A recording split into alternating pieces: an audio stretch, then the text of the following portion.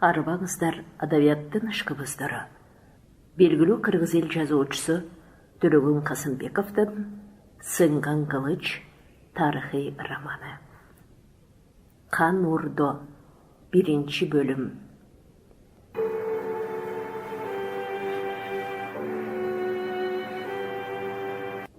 «1865 жыл. Генерал Черняев бус чаптуу дөңдө жалгыз көздүү дүрбө салып турду.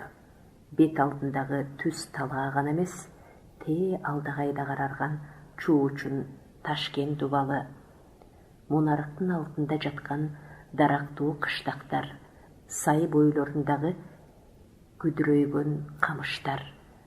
Андан бери канаттуу чегирткелердей жайынап, акырын жылып келаткан көп аскер даана жатты. Кылка атчандар, арты көрүнбөй ийилип чубалган жөөлөр, боз чаң ар жерден бирткелеп түтөп, кайра жерге сүйрөлүп, суйдаң сарала тулам чөптөргө, жалгыз аяк көк жантактарга самсып төгүлөт. Алыстан ат кишенейт, адамдын жаң жоңу кулак айлайышет. Кокондуктар мынчалык камдуу келерин генерал күтпөгөн эле, бирок жүрөгүнүн өртөөчү элек курагы, ак саргыл жүзүнөн кандайдыр бир кооптоону көрүнбөдү. Жеңишинин тагдырына санаркуу болбоду. Кайта эч капарсыз гана каралжын саргыч мурутунун алдынан теке бир жылмайып тиктеп турду. Бул ийри кылыччандарды биринчи жолу көрүп отурабы? Бата таар мылтык менен толук куралданган 1,5 миң солдаты, бул жер түгүл Европага жүрүш кылууга жарай турган мыкты артиллериясы бар. Эмнеден кооп санамакчы? Кандайдыр бир коркунуч түзүүчү шарт азырынча бет алдында жок сыяктуу болчу.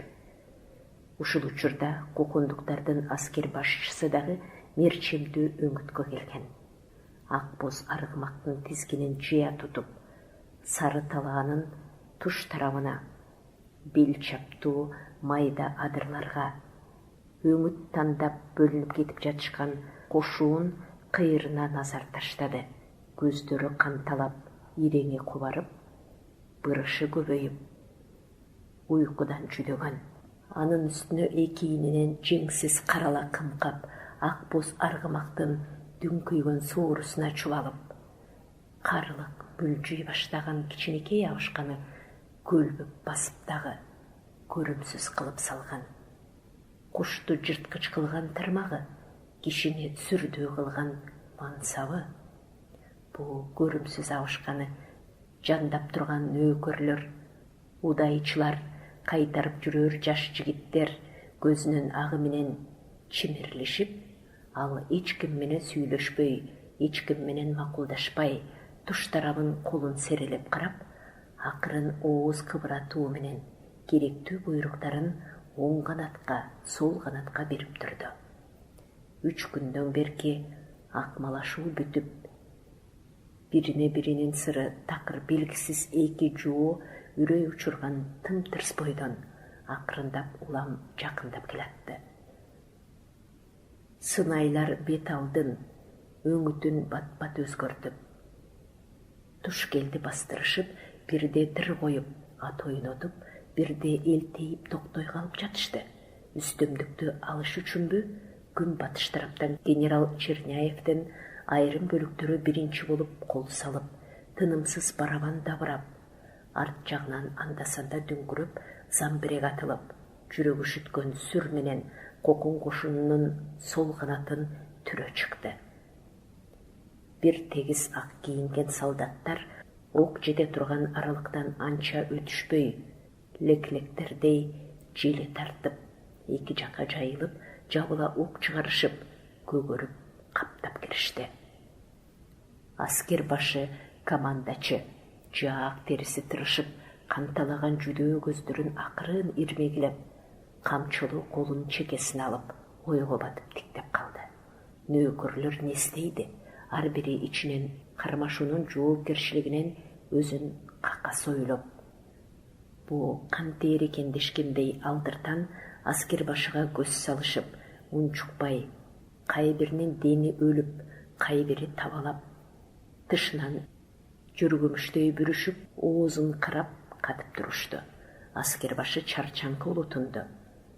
Чернаев паша кылычтууга жеткирбей, өзүнүн огу келгидей аралыктан бери өтпөй, кууп атып кырмакчыбы? Жакын турган Абдымомун бек эңилип: «Ошондойго таксир, бул каапырдын ою», деди акырын. Аскер башы ойлонуп унчукпай калды.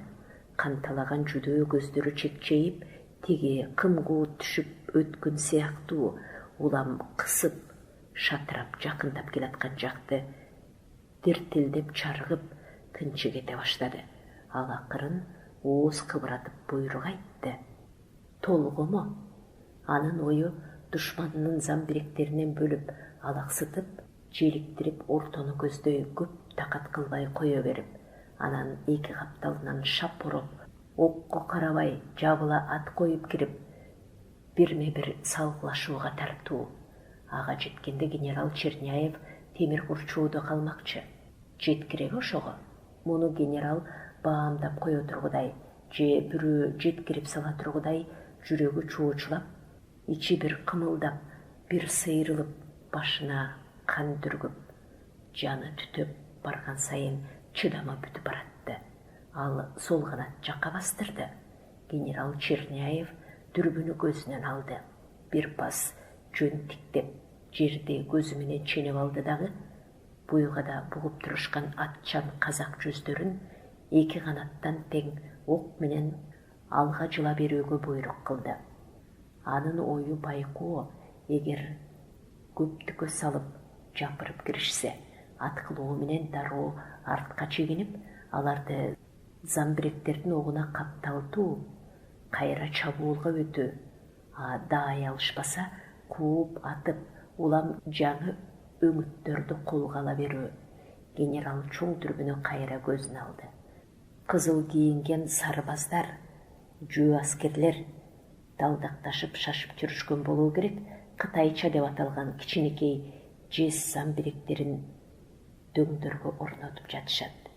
Алардын бири ар жерде үйрүлүп токтой калып турган сыпайылардын үстү жагында милтелүү мылтыктарынан улам түтүндү бурк эттире, мергендери бат-бат ок чыгарууда.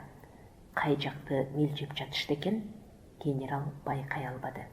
Өзүнүн алдындагы атчандар ротасынын желеленген катарын сыдырып тиктеди. Жыгылганы же катардан аксап калып калганы көзүнө чалынган жок. Андан соң чоң дүрбү кокоң кошунунун так ортосун генералдын алдына тартты. Боз чаптуу дөң бир топ атчан акырын сол канат жака бастырып баратышат. Генерал алдыңкы ак боз атты көп имерип тиктеди. Алымкул даңа салуу аскер башчысы. Ошол өзү, деди. Ак саргыш жүзү, көгүлтүр тунук көзү жайнап. Өзү келген экен алдыңкы өңүткө. Ак боз аргымакчан аскер башы өз тегерегиндеги тандалган сыпайыларды октон четтеп, аздап кетенчиктей берүүгө буйрук кылды дагы. Өзү бир топ удайчы менен генерал Черняевдин алдыңкы күчтөрүнүн жолунда калды. Эми ок чырылдап келип, жакын түшө баштады. Акырын селкилдеп кош куруп, кулактарын текчейтип, теги улам жакындап келаткан чоочун каңыртты тиктеп, ооздугун шылдырып чайнап, ак боз аргымак тыбырады. Эмне үчүн? Аскер башы кылычын булгалап, тизгинди жыя тутуп теминип, ак боз аргымактан сайын элиртип, кыйкырып, ураан таштап, ал душманынын көңүлүн өзүнө тартты. Кармашууга чындап киргендей түр көрсөтүп, кытайчаларынан тындырбай ок чыгарта баштады. Бирок ал кытайчаларын бирдемеге жарайт деп үмүт кылган жок. Кытайчалар орус замбиректерине караганда көсөө эле. Антсе дагы сарбаздар кутургандай дүңкүлдө түштү. Милжинен жерге жетпей, октору ара жолдо чаңгаралаша тоголонуп калып жатты. Аскер башы дагы эле ат ойнотуп дөңдө. Ошол заматта ага жакын турган нөөкөрдүн аты чыңырып, кош аяктап тура калды дагы. Оңколоп жыгылып түштү. Ээсин баса жыгылды. Тургандардын үрөйү учту.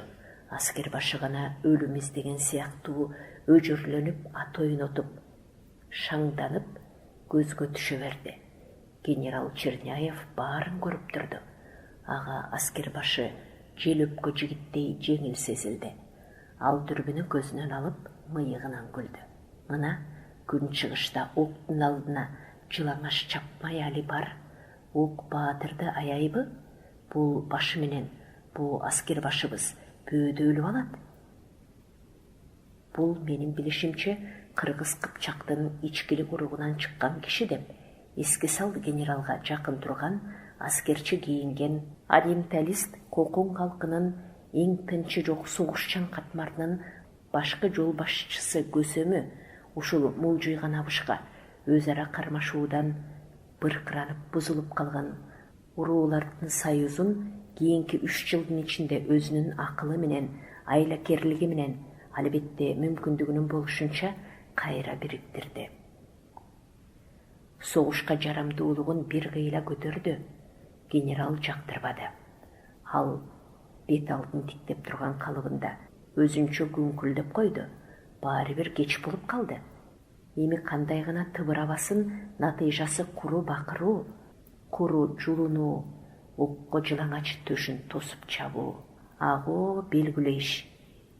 Генерал камырабай жерге түкүрүнүп, аппак жүз арчы менен элиндерин сүрткөн болду дагы каралжын саргыл мурутун сылап туруп, тиги ак боз аттуу топту бир орудия менен аткылоого буйрук кылды. Кана баатырлыгын көрөлү. Ал дүрбүнү кайра көзүнө кармады. Ушул кароодо орудиясынын кубаттуу ядросу дөбөнү ак чаңга бөлүп, кандай кымгуу түшөөрүн, ак боз аргымак кызуу кандуу ээсин көтөрүп кандай ызылдап качып баратканын тамаша кылып тургусу келди. Жок, ак боз аргымак дөңдө жок. Генерал Черняев көзүн парлап алып, кайра кадала тиктеди. Ар жерде көк жантак сербейип, аттын өлүгү жалгыз карарып жатат.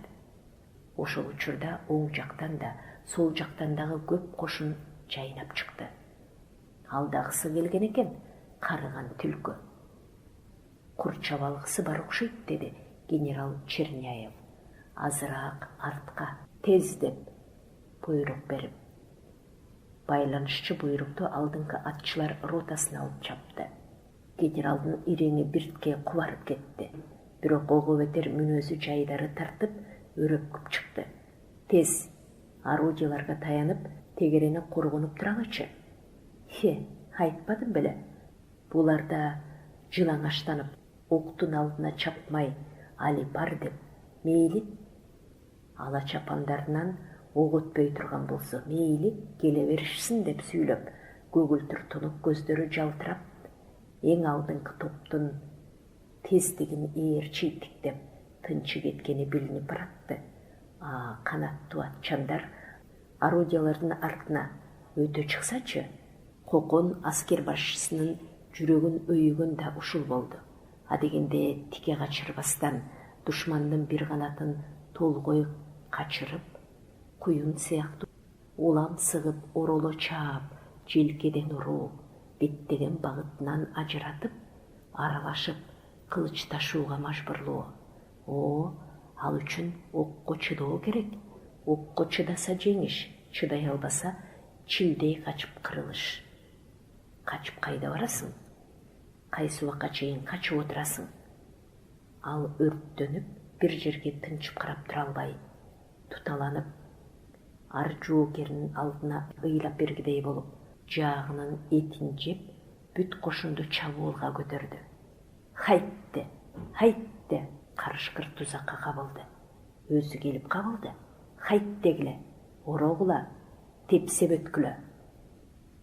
Көп кошун чубалып, кара селдин шарындай түрмөк болуп, эң катуу тездик менен бороондой гүлдөп генерал Черняевдин сол флангасын жемирип кирди. Ок мөндүр болуп тосту.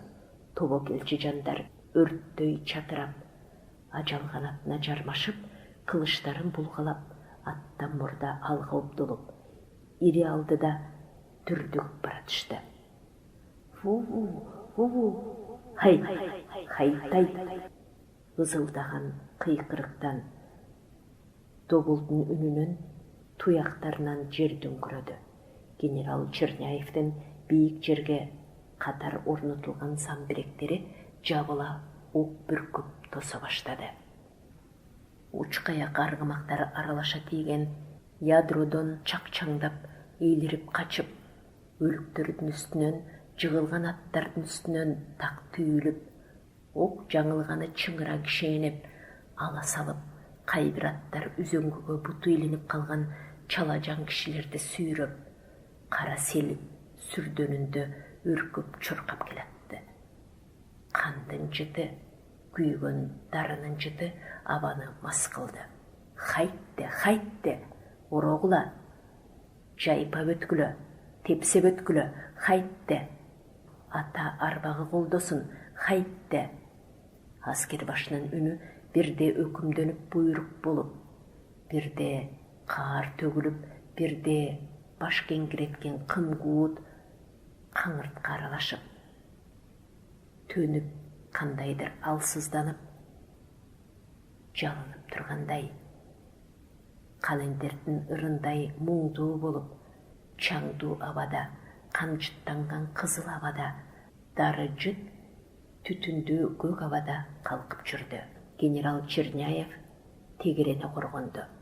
Солдаттар атчан казак жүздөрү аттарынан түшүшүп, жерге сулап жатышып, чуулдаган ок менен калкаланышып, тиги жапан атчандардын алдына катуу бүлгүн түшүрүп, бирок кантсе дагы кысылып, аздап артка чегинип турууга мажбур болуп жатышты. Кокондуктар өжөрлөнүп, кырылганына карабай, күбүлгөнүнө карабай, суудай каттап, ири алды кылычташууга үлгүрө тургандай болуп келатты. Генерал Черняевдин жүзүнөн текебер жылмаюу кете баштады. Ок канчага жарар экен? Жапан атчандар канчага чыдаар экен? Анын жүрөгүн түкүлдөтүп, жапан атчандар оролуп баратты. Жанындагы нөөкөрлөрүнөн кымкуутта аскер башы ажырай түшкөн эле.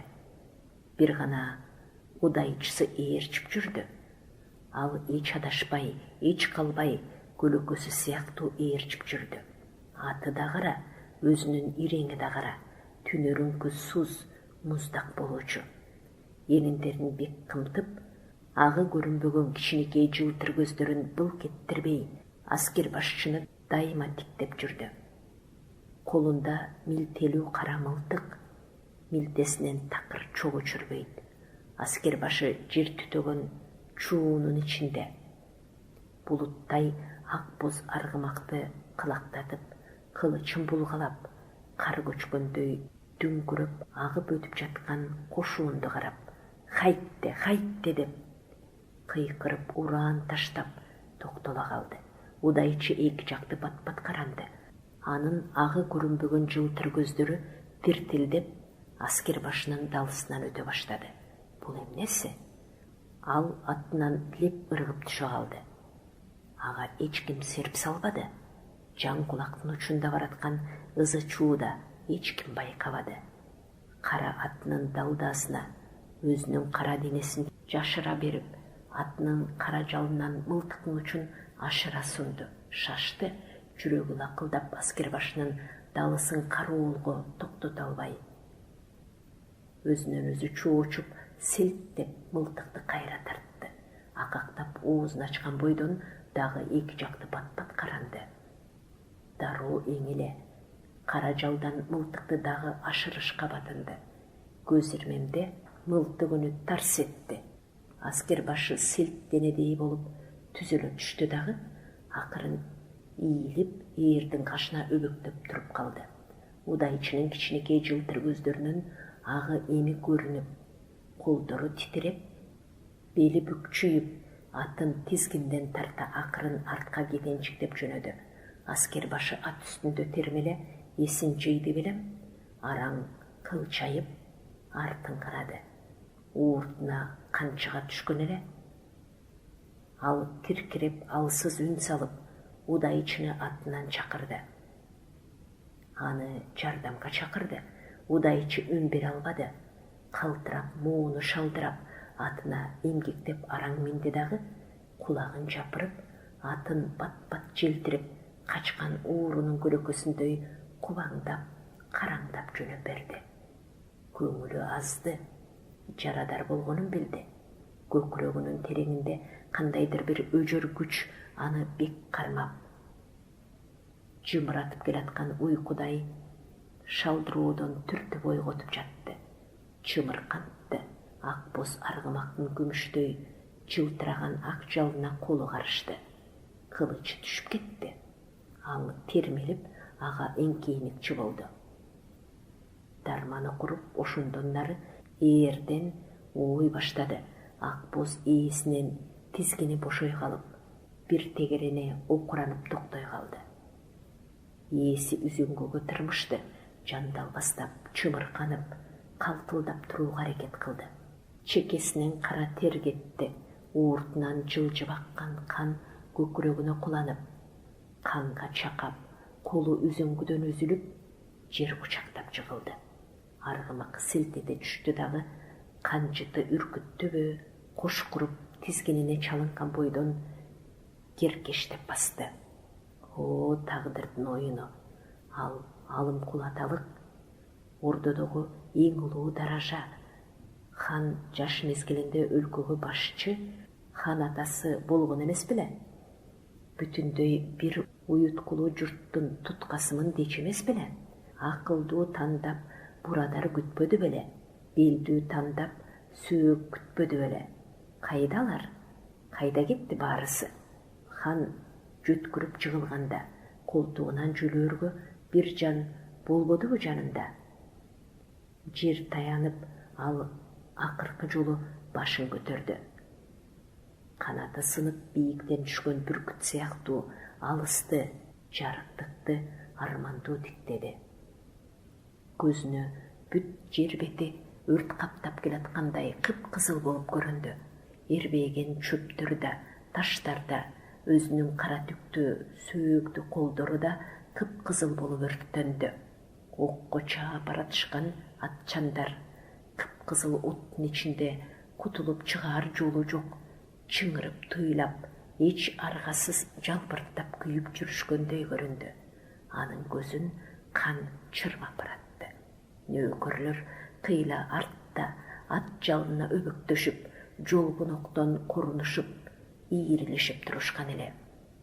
Үстүндө ээси жок, тизгинине чалынып, улам мүдүрүлүп коюп келаткан ак боз аргымакты көрүп, четте турганынын үрөйү учуп кетти. Өй! Баары көрүштү. Жабыла чаап ак бозду кармашты.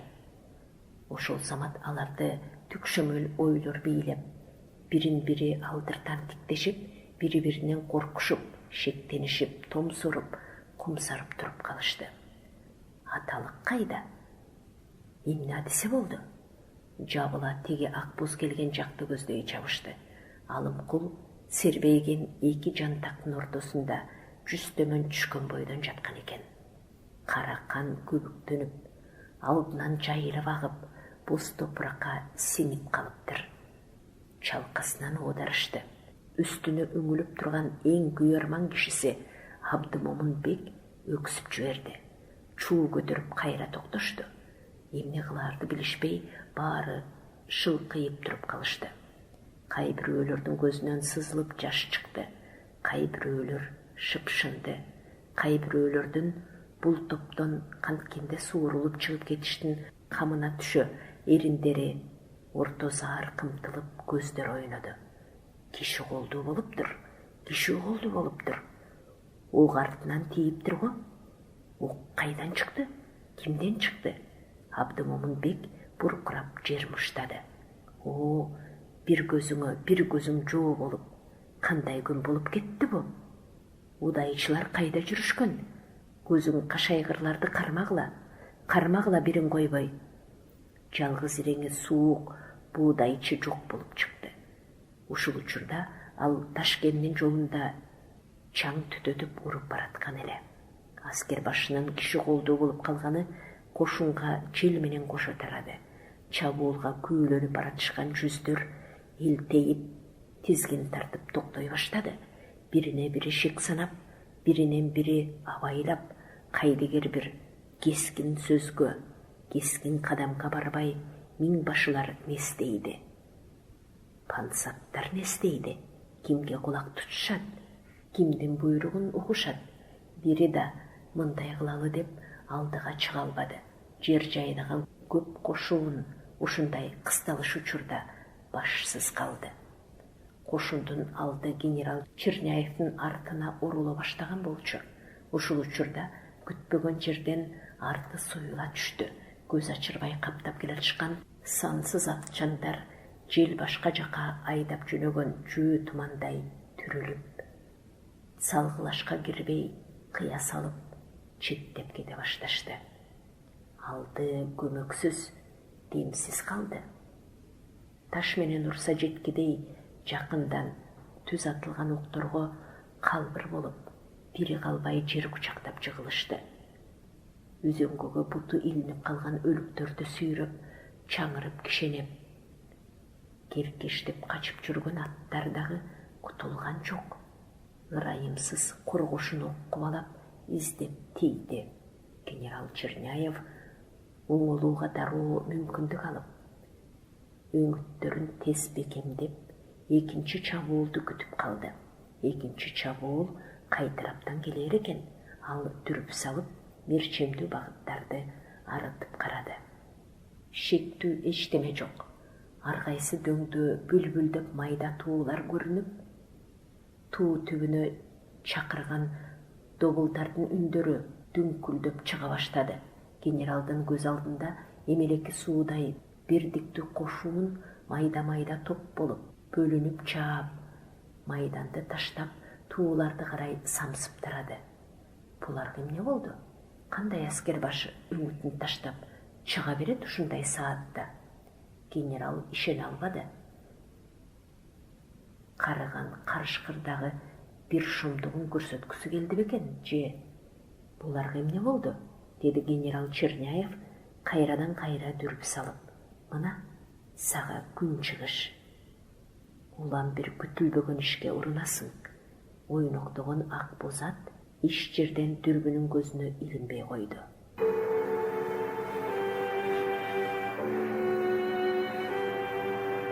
Көк өзөн, жээктери бири-бирине уланышкан жал камыш, майда бадал, түркүн чөптөр, жапайы бедейлер мала кызыл гүл ачып, ар жерде акка-акын үлпүлдөп, жыттуу эрмендин баштары сары тартып кылкылдап турат. Көктүн жытаң кыйт. Чоң ак сары көпөлөктөр бейкут учушуп, кайра жер тандап конушуп, күнөстөшүп, бирдемеден үрккөндөй кайра серпиле көтөрүлүп, сейрүүн абада кылактап жүрүшөт. Ойноп жүрүшкөн чымчыктардын тилинен башка эчтеме магдыроосун ойготпой, аба тып-тынч. Теңир берди жашыл адырдан чөп басып кеткен бир таман ийри жол менен кулунду сарала бээсин жай бастырып өзөн боюна түшүп келди. Көк өзөн боюнда адам байырлаган жалгыз дарак. Ушул чоң түп шаатыт тыт тарагынын бир түрү. Жерге сойлоп чөгүп жаткан кызыл нардын мойнундай ийри ноодаларынын шагы калың. Түбү жайылуу, көлөкөлүү, жел болсо болбосо дагы башына майда толкун жүрүп, балыгы үрккөн көлдүн бетиндей жыбырап көйкөлүп, дайыма акырын шыбырлап турар эле. Теңирберди бээсинин белин бошотуп, ооздугун чыгарып, жапайы бедеге кое берди дагы. Канчыгасына байлана келген кичинекей кол чанаштагы кымызды чечип алып, эч шашылбай басып, шаатыттын түбүнө кирди. Аны бутакка илди. Эми сары барбы чымчык шаатыттын шактарынын арасынан кубалашып чыгып, оболоп көтөрүлүшүп, алтын түстүү кызгылт сары канаттарын күн нуруна жалтылдата кайта шаатытка имерилип, кужурап сайрашып, калкылдап жүрүшкөн. Кары ошолорду тиктеп, тилин тыңшап, канаттарынын жалтылдаганына таңыркап бир пас турду дагы. Анан өзү курактуу кары адамдардын адатын кылып, ичинен тирүүлүгүнө шүгүрлүк келтирип, күңгүрөнүп, тиги арпа жайга карай бет алды. Качан бышат? Ал бүгүн да арпасын көрүү үчүн эле келген болчу.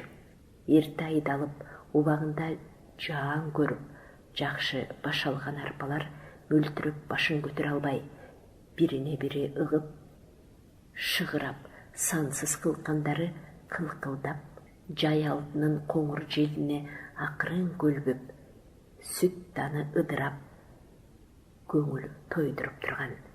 Дамбагар карынын жүзү күлүңдөп, көздөрүнөн тирүү учкундар жылтылдап, арпадан бир баш үзүп ушалап данын чыгарды дагы, алаканына тоголонуп түшкөн бадырайган көк данды тырмактап көрүп, кубанып башын ийкеди. О, бая күнү сүт эле, бүгүн дүмбүл болуптур. Көп калса дагы бир жумалык жашы калыптыр. Бир жумадан соң тартынбай четинен кирип теске салып, көжөлүк чыгара берсе болот экен, Кудай буйрса. Ал данды жерге таштагысы келген жок. Алаканына чогултуп туруп, насыбай аткансып оозуна кагып салып алды. Эми карынын көзү алыска кетти.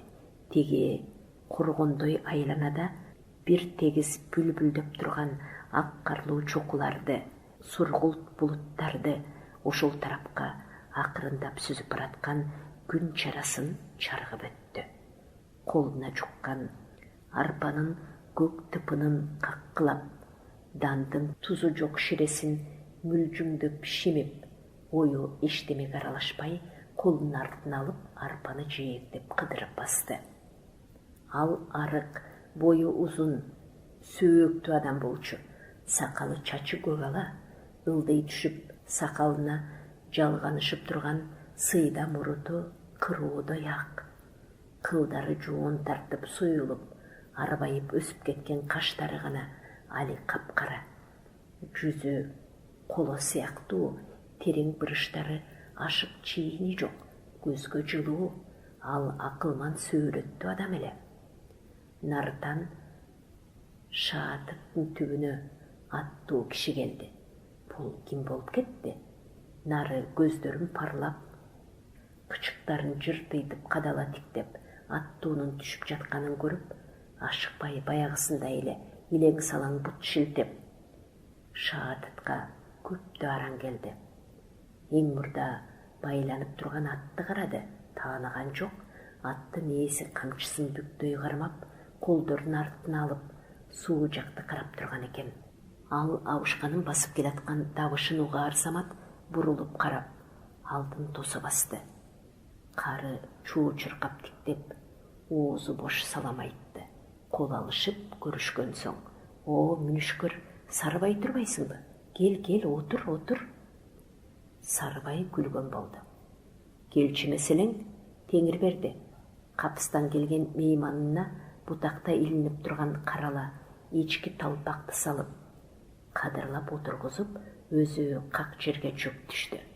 Кыйгаштап тийген күндүн көзү чалып өткөн жердин табына карынын тизеси жылып, жаны сүйүнүп кетти. "О, Сарым, келчи меселең, жол болсун."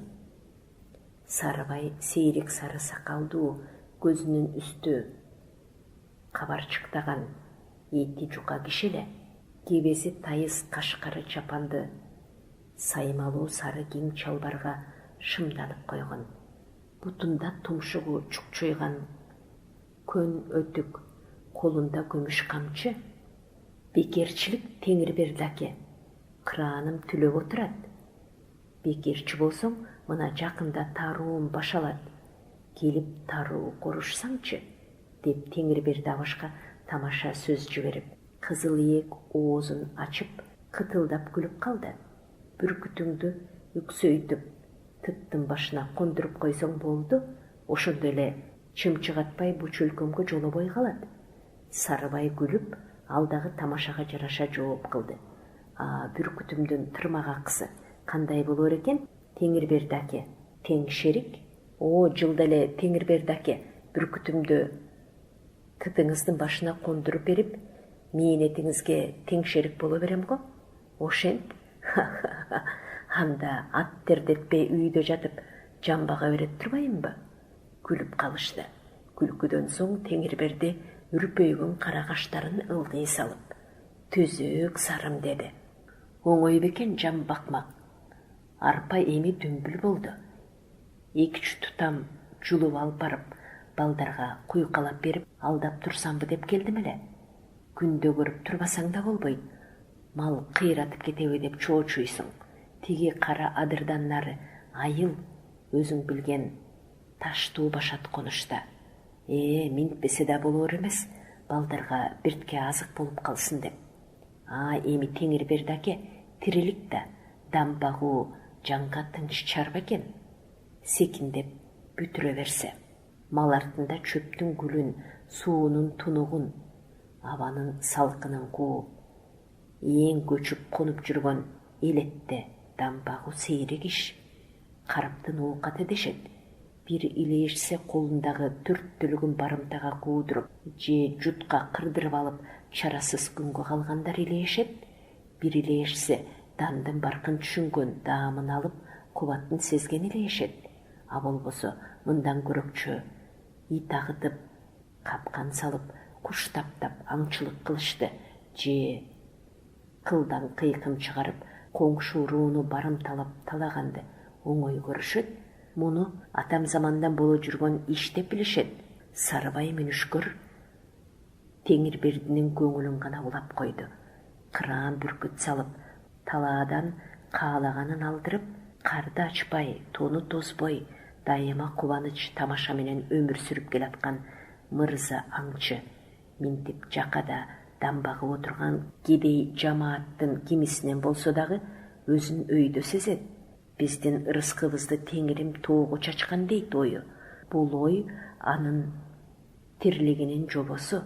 Өмүр камынан санаасы тынч мүнүшкөр, курсагы ток баладай, колундагы күмүш камчысынын бүлдүргөсүн эрмекте ойноп отурду. Сиздин жашыңызга жеткен бар, жетпеген бар. Кайрылып салам айтып өтөйүн дедим, Теңирберди аке. Кудай жалгасын сарым. Куру кол келе албай деп, Сарыбай саймалуу жам баштыгын аңтарып, ичинен аң терисин алып, карынын алдына таштады. Учурашканым болсун деп, Теңирберди аке, тебетейлик бир сүлөөсүн ала келдим эле. Теңирберди апкаарып сүлөөсүнгө колун суна албай отуруп калды. Сарыбай сынап карап, тартуусу менен аны абдан кубантканына өзү да кубанды. Бир кардан кийинки сонордо алынган эле, күмүш кылкан. Жаманда болсо жакшыдай көрүп кийип коёрсуз, Теңирберди аке. Теңирберди ыкчам туруп, акчыл булуттай сур сүлөөсүндө тумшугунан силкти.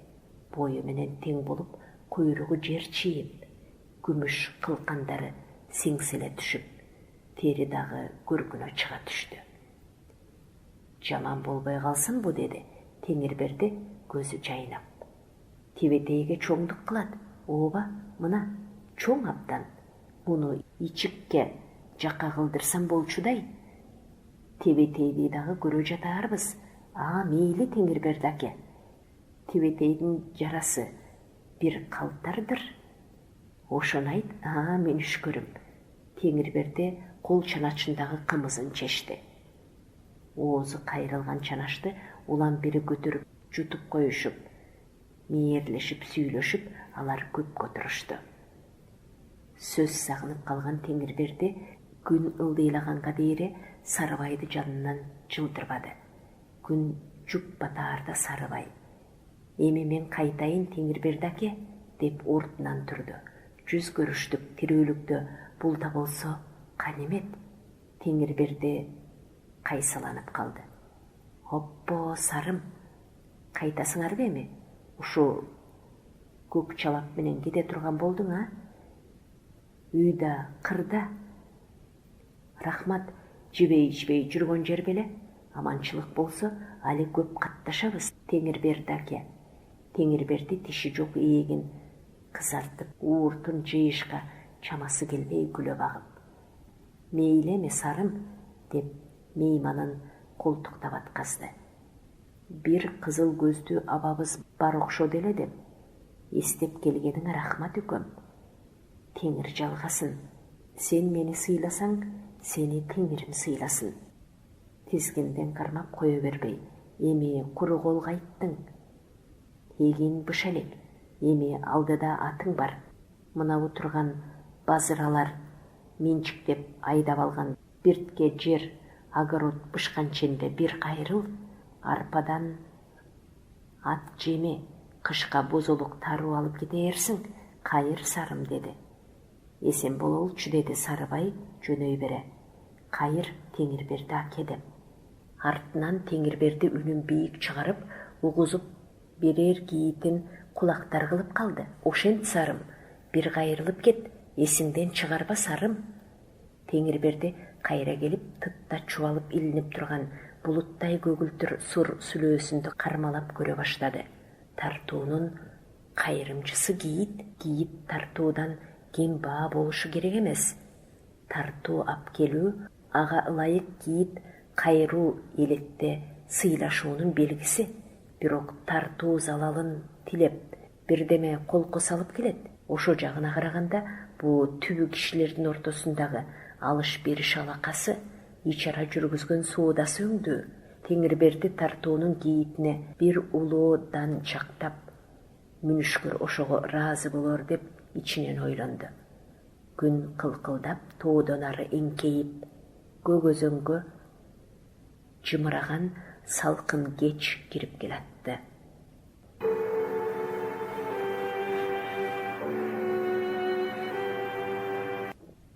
Кубалап тийген октордон үркүп, өтө кысталыш жерде кол башчыны мерт кылган иштеги тымызын күч жүрөккө күдүк салып, уясына аңчы киргенин туюп калган бүркүттөрдөй шашыла.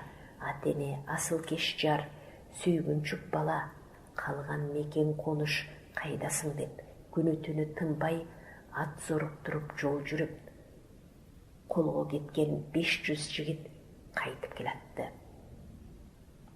Алыстан бүлбүлдөп ак жоолук салынып тосуп турган эне сыяктуу тааныш тоо кыркалары көрүнө баштап, дагы катуу дегдеп сагыныч сүрөдү.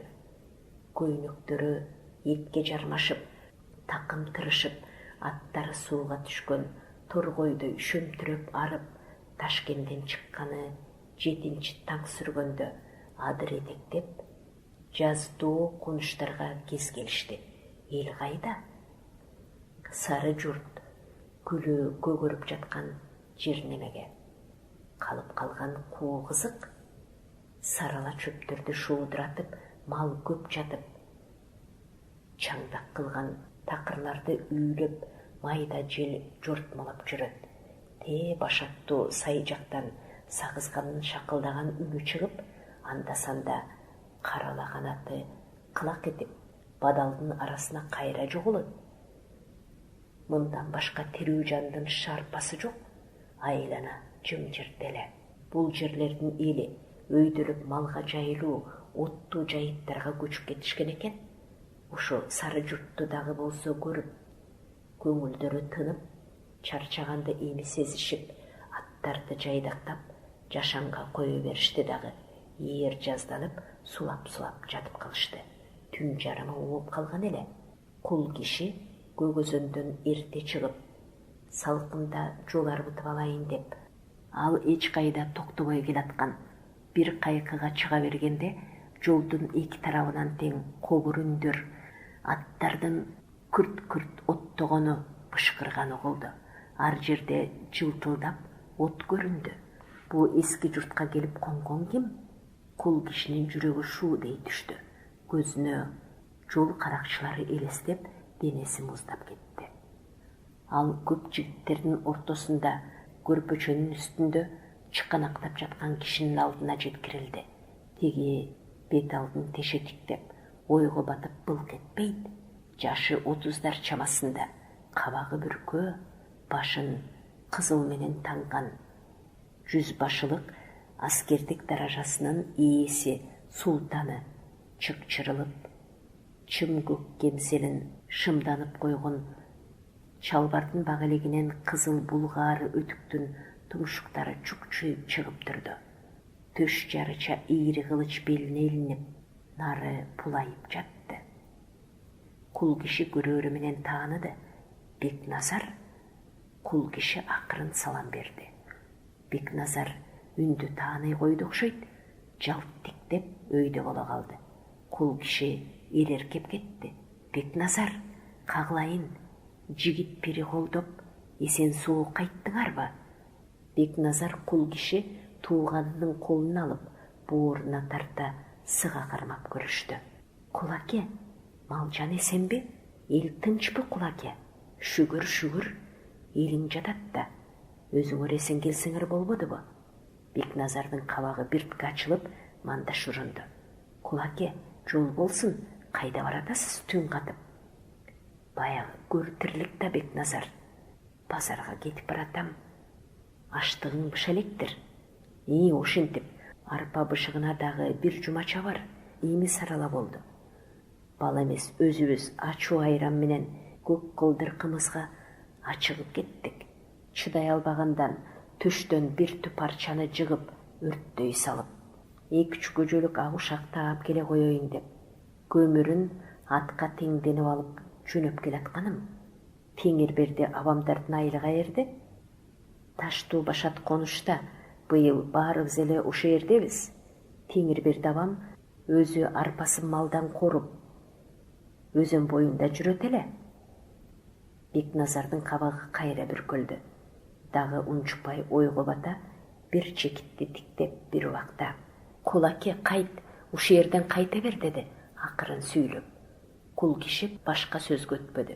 Мейли деди, ал эсеңкиреп. Бекназар дагы бир чекитти тиктеп, былк этпей, кул киши менен иши болбой калды. Ушундан кийин гана тегеректеп турушкан жигиттер кул кишини бияка тартышып, жабалактап көрүшө башташты. Кулаке, бери карачы, биздин маале кайсы конушта? Биздикичи кулаке. Быйыл откандай мал семирдиби? Өлүм житим жокпу? Кул киши жооп берип жатты. Анын көңүлү бөлүндү болду.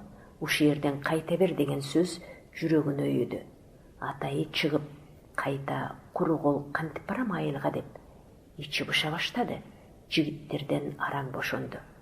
Аты эсине ошондо келди. Ой, менин атым кайда калды деп сурады. Эшимден карбаластап. Көп аскердин, бири минип кете берип жүрбөсүн. Минип кетип каяка алып барат? Карайлы, оттоп тургандыр.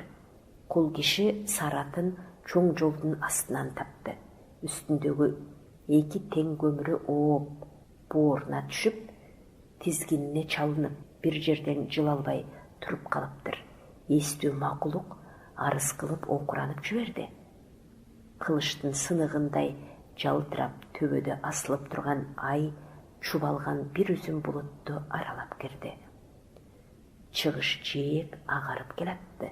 Оттун алсыз жарыгы Бекназардын кара сур жүзүн бир жарык кылып, бир көлөкөлөнтүп турду. Бекназар аке, сизди пансат, аскердик жүз башы күтүп отурат, деди бир жигит отко жакын келип. Бекназардын кабагы дагы бүркөлүп унчукпады. Чакырып келген жигит жооп күткөндөй болуп, бир пас турду дагы. Кайрып сөз айта албай, топтон акырын суурулуп чыгып кетти. Аттар даярбы, деди Бекназар өз жигиттерине. Даяр, Бекназар аке. Бекназар ордунан турду. Ишим элерген кер кашка аргамакты алдына тарта берди. Бекназар атка минген жок. Нары обочо жерде бүлбүлдөп күйүп жаткан от жакты карай ыкчам басып жөнөдү. Ишим бир колунда өзүнүн атын, бир колуна кара кашка аргымакты жетелеп, лохлоп чуркап Бекназардын артынан кетти. Калган жигиттер дагы аттуу жөө болушуп берчи де. Бекназар келгенде топ жарыла берди. Оттун жогору жагында кымкап тонду желбегей жамынып, чарчагансып үлдүрөп отурган киши гана козголбоду. Эки көзү чекчейген арык киши, суюк бууруу сакалы бар. Сеңселген ак көрпө тебетейи арт жагында чөптүн үстүндө жатты. Ал жайынча кара манат топучан отурду. Кокон ордосунун бу аксы багытындагы таасирдүү кишиси, аскер ишинде пансат атагы бар бий Абил болчу. Тегерегиндеги мыктылар демдерин иштерин алып тым турушту. Ассаламу алейкум. Бекназардын келип калганын эми билгенсип, сүйүнүп кеткенсип Абил бий алиге алды. Бияка кел баатыр деп тизе какты. Чакыртыпсыз пансат аке.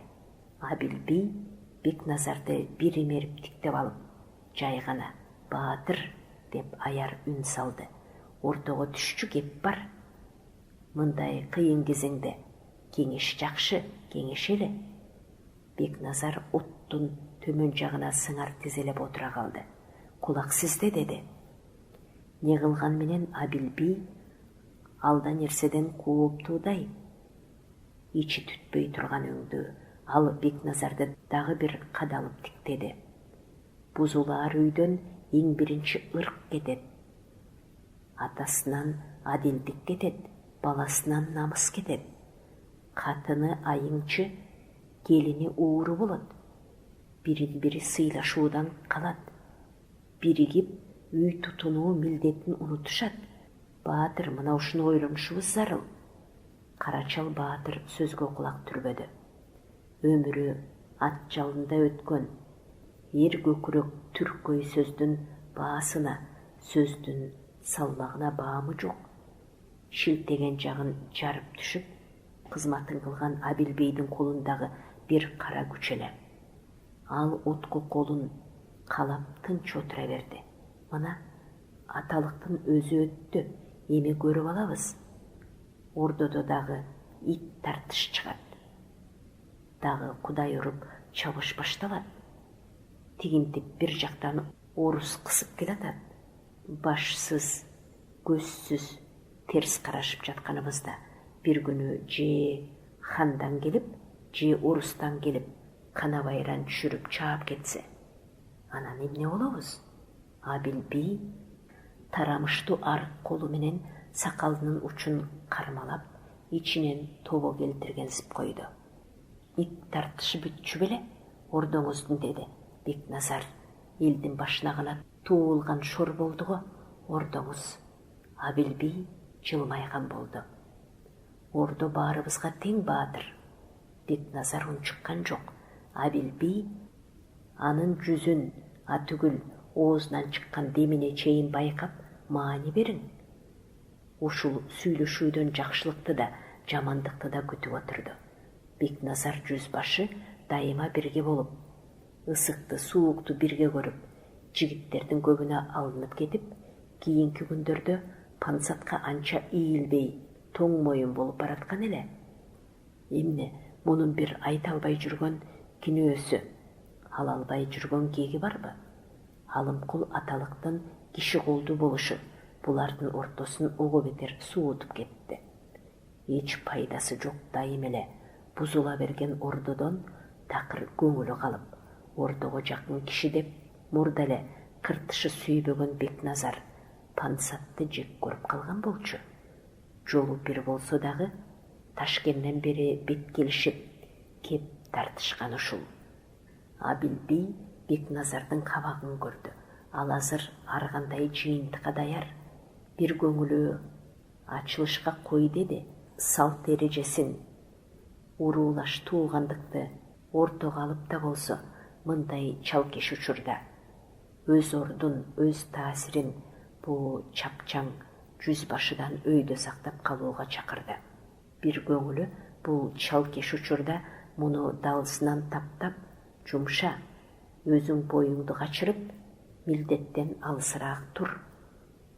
Замандын түрүнө кара деди. Анын арык бетинин оту дирт-дирт этип Uykudan жабыраган көздөрү Бекназарды бат-бат чалып турду. Бизге азыр ырк зарыл баатыр Бекназардагы бирдемени күтүп, оттун кызылын тиктеген бойдон былк этпей отуруп, Пансаттын акыркы сөзүнө макул болуп акырын башын ийгеди. Мындай учурда баатыр өзүңдөн өтөөрү жок, сары уругунун колуна өзүң баш бол деди. Ал кеп чыгарып. Муну элге барып, кара жашын бүт чогултуп айтсак болот эле. Бирок жигиттер чарчады. Үйүнө тарап кеткен соң кайта үйрүлүп биригиш узагына тартаар. Ошон үчүн артык баш жыйыны жок. Аттан дегенде түп көтөрө аттана бере турган кылып, тартипте мукумдаш зарыл. Жигиттер кимденүүнүн тыңшашын, кайтуунун түбүнө топтолушун азыр эле аныктап билип тарашы зарыл. Сынай тикте отуруп, артынан керек этсең мына, биз даярбыз, биздей жаш улуу кишилерден кеңеш ала жүрөрсүң деп акырын кошумчалады. Пансаттын оюнда теги ушул сөздү угаары менен ыргып туруп, таазим кылып, рахматын билдирип жиберет го деп биртке үмүтү турган. Бекназар үн катпай, былк этпей өзгөрбөй койду. Бийдин аяр көздөрү анын кебетесинен сенсиз да, сенин тапшырууңсуз да жигиттерге сөз өтөт деген пикирин окуду. Ичи сыйрылды. Бекер айттыбы? Көптүрүп алдыбы муну? Көздөрү чекчейип жинегеле баштады. А Бекназар дагы Пансаттын ичиндеги куюнду сезди. Куюн уюлгуп келип ташкырынып, бир шойкон чыгарышка деми жетпей, сынып жок болуп жатканын көрүп турду. Көрөбүз. Өзүнө ишенген токтуу жооп Абил бийдин канын муздатып жиберди. Ал тиштенип араң карманып токтоду.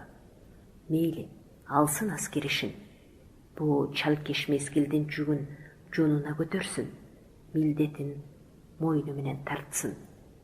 Сейрек буурул кылдар баскан жука эрини араң жылмайды. Анда жарыя кылалы. Жана жолго камынууга буйрук болгондон бери жигиттер топурап, аттарын издеп табышып, токушуп, от жаккандар отторун өчүрүп, түүлүгүп жатышкан эле. Айтаар жаңылыгын угууга 100 башылардын артынан, 50 башылардын, 10 башылардын артынан дүрбөп, Пансаттын отун тегеренишип, тирелип ооз карап калышты. Абил бий да, Кара чал да, Бекназар да аттанышты. Ушундан соң Бекназар булдурсунду бүкпөй кармап, Абил бий жака жүз буруп, бирок бетине тике карабай, ага сөз койгонсуп калды. Абил бий муну билип, алдыңкы жигит башыларды бир эмеретиктеп тамагын жасады. Жакын тургандар тым-тырс болду. Баатырлар деп кайрылды Пансат. Жаңылык бир эле сөз, мына элдин четинде турабыз. Мындан ары жол улам айрылган сайын Аруруктун жигиттери өз айылына бөлүнүп кете берсе болот.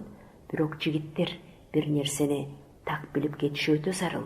Ошону гана кулакка салып коелу деп. Ушундан соң ал тоолуктардын оң, сол канатын бириктирген эзелки салтын улуу алдында кичүү ийменип төбөсү көккө жетип кеткен күндө да ызаат билиш сыпаалыгын айтып, аларды шарият менен бекемдеп өттү. Анан иштин ток этээрине келди. Өзүңөр көрдүңөр, ордо дагы бузулду. Тияктан тигинтип орус кысып чыкты. Муну да өзүңөр көрдүңөр. Мындай учурда ээн баштык ыркты кетирет, колду байлайт. Келер жоонун алдында бизди алсыз кылат. Ошон үчүн баатырлар, колубуз бир адамга баш кое турган болсун. Мен кара адаммын. Тилинде эми бар, билегинде күчү бар. Жаш азаматтардан тандап, саркер, аскер башчысын көтөрүп алгыла. Бекназар баатырдан өтөөрү жок. Буга кандай дейсиңер? Жалпыга угузуп, эмне болсоң ошо бол деп таштап салбаспыз баатырды. Баштаган, жаке бүтүргөн, жаке кылам деген иштеринде башында болуп, колубуздан келсе, акылыбыз жетсе, ийрисин түзөп, кемтигин бүтөп турарбыз деп кошумчалады. Бул жаңы кабар жол алууга түрдүгүп турган 500 колдун кыйырына толкун түшүрдү. Бир тарабы ачык кубаныч билдирип, бек назарлап, ураан кыйкырып, түндү башына көтөрө башташты. Бир тарабы гүлдөп, өз ара талаш куруп, сөздүн акырына карашып, жай толкуду. Ушулардын баарын байкап, Абил бийдин ич тарып кетти, бирок сыр бербеди. Бекназар колго таазим кылды. Жигиттердин четинен кимдир бирөө Бекназарлап кыйкырды. Бекназар үн чыккан жака серип таштап, ким экенин тааный алган жок. Бозомтук таңкы шуулай ичинде кара атчан ат ойнотуп, камчысын булгалап турганын гана көрдү. Жигиттер, деди Бекназар. Кайрат толгон бийик үнү чууну шарт жарып өттү. Пансаттын каалоосун уктуңар. Эгер ушундай чалкеш заманда сары таман атыңардын күчүн, башыңардын баасын мага ишенип, мени ээрчип, мага жол койгуңар келсе, анда аскер ишиндеги мен ойлогон ойго, мен баштаган, мен бүткөргөн бүтүмгө ким гана болбосун киши киришпесин. Биринчи шартым ушул. Бул эскертүү так өзүнө айтылып жатканын Абил бийдин аяр көкүрөгү кантип түшүнбөй өткөрөт. Эски айлакер мостойду. Нечен орду шумдуктарына катышып көргөн куу ушу азыр кичине алданып турганын тойду. Бирок анын сергек акылы бул жаңкешти жүз башы менен азырынча мамилени жамандыкка айланткысы келбей, бардык ызасын, заарын жашырып, кадимкисиндей жакшы жымыйып турду. Бекназардын көкүрөгүндө зарде бар. Ал амалды бирөөлөргө кызмат кылыш үчүн эмес, бирөөлөрдүн үстүнөн бийлик жүргүзүш үчүн ала турган кишилерден эле. Абил бий муну жактырчу. Эскертүү өзүнө катуу тийсе дагы, Бекназарды колдоп, үндөр гүлдөп, арттагы атчандар улам сыгып теминип келишип, орто тарып кетти. Жигиттер, деди Бекназар дагы. 6 ай бою түзүктүп, бел чечилбей, көйнөгүбүз этибизге катты. Жапырт кошту дүндөр. Бой жазышыбыз керек. Мына эме, улам тоого өйдөлөгөн сайын айылыбыз кезигет. Бириндеп калып отурабыз. Окко учкан курдаштарыбызды туугандарына угузуп, ариетин кылып, анан үйүбүзгө тарап кетебиз. Ошол бойдон кабарсыз кетишпейли. Ар айылдан бирден жигит мени менен байланышын жоготпой жүрсүн. Бул зарыл, бардык жамандыкка камдуу туралы. Андан наркысы бара-бара көрүнө жатар, баатырлар. Эң акыркы шартым бул. Дагы кандай шарт? Күүлдөгөн үндөр тым боло түштү. Менин сөзүм эки кылынбасын, сөзүмдү эч ким жыра тартпасын. Алдыма жолкунуп эч ким ат бастырбасын. Көпчүлүк дагы дуулдап коштоду. Бекназар карагашка аргымакты акырын теминди. Тарткыла. Ушул жердеги 2 күндүк өргөөдө тыныга түшкөн аргымак элире баш көтөрүп, алчактап биринчи болуп топтон суурулду. Жер жарыгып келатты. Жигиттер ондон болуп топ кармап, кылка тартып, тоо аралап сапар алды. Бирдекиде мындай сүрөөндө аралашып көрбөгөн кул киши баш айланып, кайда басаарын билбей калдастап, атын араң тапты.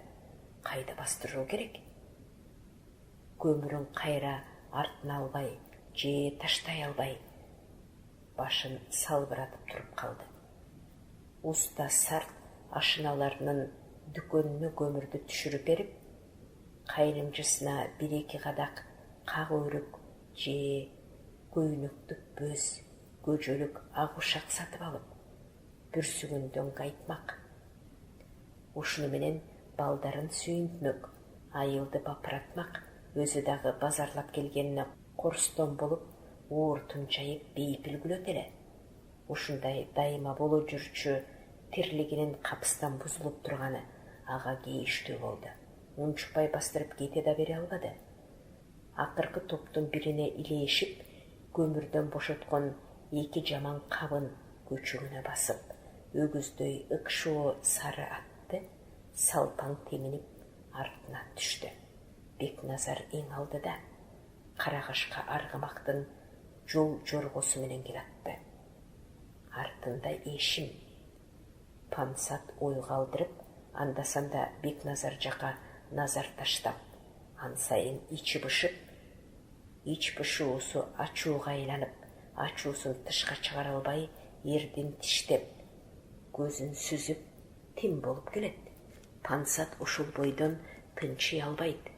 Сөзүмдү эч ким жыра тартпасын, алдыма эч ким ат бастырбасын. Атаңнын көрай, хандарды чүкөдөй өкчөгөн миң башылар мындай сөздөрдү ачык оозуна алган беле? Пансаттын жүрөгү сыгылды.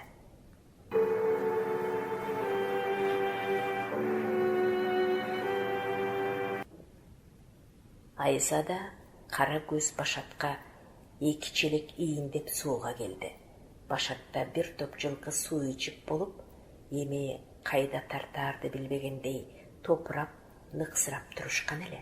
Башаттан жылжып аккан тунук суу калың жалбызды аралап агып, көк көпөлөктөр кылактап, нымга конушуп, кылкылдап кайра учушуп, чиркей аңдыган ийнеликтер жылжыган суунун бетине жайкын ойсоңдоп, чабыт кылып жүрүштү. Айзада келгенде жылкылар талыкшып басып, төшкө жайылды. Келин челектерин жерге коюп, кара көз Башаттын көзгү болуп, түп-түз болуп эмирип жаткан бетин тиктеди. Түбүнөн көк кумдарды чертип, бүртүп кайнап турган тунук Башат келиндин сүрөтүн өзүнө тартты. Жаш жубандын сулуу жүзүн саргыч кагаздай агарткан, кабагы сус кылган, каштарын жыйырып, кабак бүркөө ага жарашпайт эле. Ал дайыма жаркырап, көз кубантып турууга жаралган бир көркөм жан эле. Каралжын сууга чөгүп турган өзүнө таңыркады. Саамайына кол тийгизип, жаагын сылай келип токтоп, ушунчалык аздыңбы деп сурагандай болду. Ал акырын улутунду дагы, акырын сызылтып, муңдуу кыңылдап ичинен ырдады. Келиндин жүрөк арзуусу жел менен учуп, ыргалышкан гүлдөрдү аралап, ак баш кулунчактын башында Башаттын бошошун күтүп, күндү тиктеп бейпил сайрап отурган сарала чымчыктан нары кетип, тынч абага оболоп жатты. Баш кошконуна жылмаалы болбой темир кошунга алынды. Хан чакырып жатат дешти. Дүңгүрөп аттанып кетишти. Жыл айланды, кабар жок. Алгач анча билинбей жаркылдап жүрүп, бара-бара жаштыгы денесине сыйбаган жаш жубан жалгызсырап. Бир нерсеси кемдиги, жан кубанычы жоктугу сезилип, көңүлүнө туңгуюк кооп да түшүп, куса болду. Кай күндөрү ит үрсө эшикке жүгүрүп чыгат, ар бир шырп эткен добушка кулак түрүп, иттин үнүнүн алдагайда урунуп кетип жаткан жаңырыгын улап, дем тартпай тыңшачуу. Мындайда келинден тышка чыкканын жана эле билип, кантер экендей байымын басып уйкусуз жаткан сак кайнене кара күчкө жөтөлөр эле. Ушунун өзү анын үйгө тез киришин талап кылуу. Келин кыңырылып үйгө кирип, көшөгөсүн бүлкүлдөтүп акырын ачып кирип, төшөгүнө өткөндө, "Я, мал үрктүбү?" деп кыңкыстап сурап, чын оюн нары катып, ошонусу менен келин эмне үчүн түнкүсүн тышка батпат чыга берерин чеккенсичү, кандайдыр жат көздүн азгырыгынан корugансычу. Жөн эле дечү, Айзада кымырылып. Ал түркөн кыялга батып, абышка менен кемпирден тамағынан қырқ-қыр етіп дем тартып жатышын ұғып, тыштағы дарақтың башында тынымсыз сайраған сөтақтың жалынышты үнін тыңшап, көп түндерді кирпик қақпай да өткөрчү. Айзада көзінің жашын тазалап, екі челегіне су үйін деп, ордынан тұрғанда, қыштуу жақтан келген ири жолдон бұлыттан үзіліп түші қалғандай қарайып, бір оор топ атчан шыға келді. Кудум шамал сүрген тұмандай дуылдап, тобын бұзбай жүріштері қату, арасынан қайбір аттардың басығы таныш сезіліп кетті. Темірлер бекен, челектеріндегі су чайып алғанына, төгілгеніне қарабай, алдағы шашылды. Атчандар улам жақындады. Бөліктер оқшойды, темір көрінген жоқ. Айылдың тұшына келгенделе шарт бұрылып, темініп, ду өкіріп жіберішті. Борум, борум, құрдашым, құрдашыман айырылдым.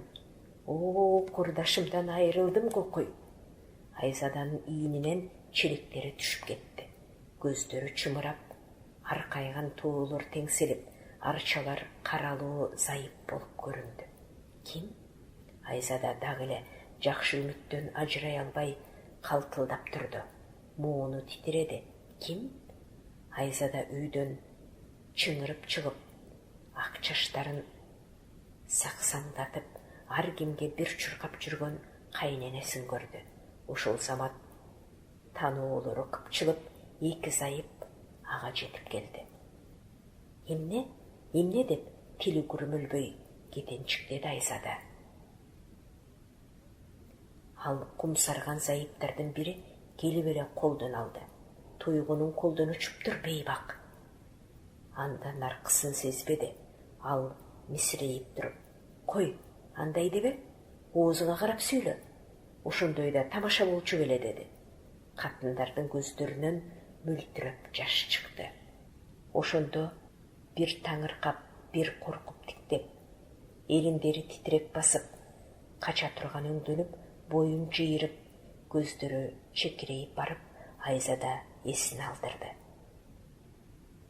Жамағат чоғылды, өкірік тоғы титретті, Бекназар баштаған топ өкіріп бүтішіп, құмсарып, ар кемесе ар жерде сыңар тезелеп отырып қалышты.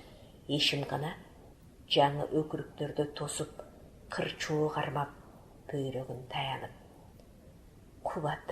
Құбатым, сенден айырылдым деп, бүткіл денесіменен солқылдап өксіп тұрды.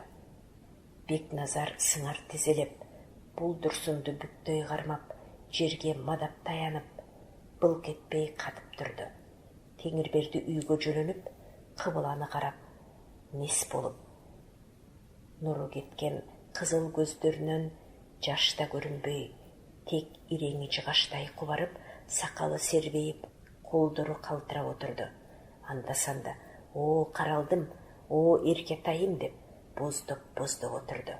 Айзаданы зайыптар үйге алып кірішті.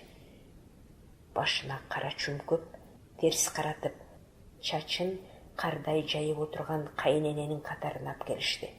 Келін есіне кел албады. О, бейбақ, бей таалай деп. Келінден авалына боор ашып, өзі дағы кемшіңді бейлап, бір кемпір бетіне су чашты. Айзада көзін ашты, қайра үрттеніп. Мен қантем деп, буылығып, қармап отырған қатындардан қолдырын суырып алып, чаңырып, бетіне тырмақ салып жіберді. Екі бетінен шелбенің ашындай идіреп қан төгіле түшті. Чуу басаңдағанда Бекназар баш көтеріп, Теңірбердіге қайрат айтты. Қайрат қылап аке, жазмыш ушыл екен. Отырғандар ду қоштады. Енді жазмыш ушу болған соң, жазмыштан құтылған бар бы? Енді Теңірберді аке, күйітке алдырбай белде бек болғаныңыз жақшы. Баятан бек отырған Теңірберді ереркеп жашып кетті. О, тағдырым, бышқан алма болып, араң отырған чағымда. Тағдырым, саға не жазығым бар еле? Қайран темір, ұйлап боздып, тапсақ қана. Дагы эле шүгүрлүк кылыңыз, Теңир берди аке тагдырга. Темириңиз сынса, болотуңуз аман, уучуңуз кур эмес. Теңир берди аке. 8 жашар болот кырчуу кармап, темирден айрылдык. Bir günü баарыбыз ошобуз. Бирибиз аттан, бирибиз таштан, бирибиз уктан учуп, bir günü баарыбыз жазмышыбызды көрөрбүз. Дүйнөгө устун болгон ким? Кол жеткис бийик даракта bir günü куурап жыгылат. Оболуп учкан ак канат куш да bir günü топ деп жерге түшүп калат. Тагдырдын жазмышы ушул экен го, деди Бекназар. Баары жиртиктеп, аза кылып, муңайып отурган элге томсоруп тиктеп кеп жөнөттү. Темир окко учкан күнү Ташкенттин алдында элек. Ошол күнү кол башчы киши колдуу болду. Кол башчы киши колдуу болгон соң ырк бузулуп, ар урук биринин сөзүн бир укпай, жаап чыгып чабышып, кошун бытырап тарады. Биз да карап тура алган жокпуз. Эмне болот, эмне жок деп. Эл жактан көңүл тынчыбай, набыт болгон жигиттерибизди жерге жашыра салып келе бердик. Бекназар улутунуп алды. Биз илгертеден кылычка өбөктөп уктап, кылыч менен ойгонуп келаткан элбиз. Кылычсыз бизде күн жок. Мындан ары дагы кереги тийип калар, кереги тийбесе баатырдан калган эстелик болуп, керегеңиздин башында илинип турар. Эшим леп тура калып, оң ыптасына байлана келген темирдин кылычын чечип, кош колдоп Теңирбердинин алдына алып барып, тизе бүгүп сунду. Эл жым боло түштү. Теңирберди кынына кан каткан кылычты мөгдөп тиктеп, калтылдап кетти. О, кулунчагым, о, чырагым. Капыстан карманганга кайда алып барат? Кимдин алдына чөп түшүрөт? Ордо кайда? Бийлик кайда? Минтеп замандын көчү эки жолдун айрылышында кылтылдап турган кезде кимге ким өкүм чыгара алмакчы? Караламан жигиттердин бири болсо экен, ал Бекназар да. Токтоо керек, күтүү керек. Заман көчү куруп кеткер кайда ойт? Бекназар жан кештинин ташы козголуп калгансы да, же өйдө тоголонор, же аңгектен сайылдый кетер. Ия, анда убакыт утулуп калар бекен, кийин кеч болуп калар бекен. Мына ушинтип дудала болуп жаткан чагында Абил бийге ордодон киши келип калды. Жыйын жайлоодо болду. Шашлыш кабар угуп, эл тагдырын чечишке тиешем бар деп, өзлөрүн кубаттуу сезген айыл бийлери, аксакалдары тебетейлерин калдайткан жигиттеринен окчундай бастырышып, топ-топ болуп келип жатышты. Топ аралап, эл оозуна кирип, жакшы танып кетүүгө дилгир жаш уландар эмес, хандан элчи келиптир деген кабар кызыктырып, алдында аты, колунда камчысы бар жай адамдар дагы көп келди. Келгендер салтка жараша урук салмагына карап, көк тектирге Абил бий атайы көтөртүп эшигине кароол койдурган өргөөлөргө түшүп жай алышты. Өргөө аларды кишилерге бака-шака болуп, көк тектирдин төштөрүнө ат батпай кетти. Келип бүттү деген күнү улуу шашкеде көк тектирдин дөңүндө керней тартылды. Абил бийдин өргөөсүнөн бир топ адам чыкты. Керней улам күчөп, кулак тундуруп, тоо арасына кандайдыр бир шаң толтуруп, элди топтолууга чакырып жатты. Топ кишилердин алдында Абил бий менен бир чоочун адам келатты. Узун бойлуу, кыркма кара сакалдуу, кабагы бийик элчи ушул. Ал жаңы келген күндөгүсүнөн кыйла жашаргансып, пешенеси жайылып, бети жаңырып, жылтырап калыптыр. Дуулдап тосу чыгып, жардап турган элдин түрүнө астыртан серп салып, тик көздөрү менен ар тарабын бат-баттан чалып келатты. Элдин көзү анда кайбирөө кызыгып, кайбирөө таңыркап тиктеп, ичара шыбырашып узатып турушту. Хандын орточусу ушул турбайбы? Сөйлөттү киши экен. Хан менен ооз-мооз сүйлөшөр бекен ушу? Ооз-мооз сүйлөшпөгөн болсо, бияка келер беле? Аптабачысы, ордодогу даража, хандын колуна суу куюучусу ушу имиш. Абил бей эл арасынан ушул шыбырларды угуп, аларды эңкейе карап, түртүшүп тургандарды көрүп келатты.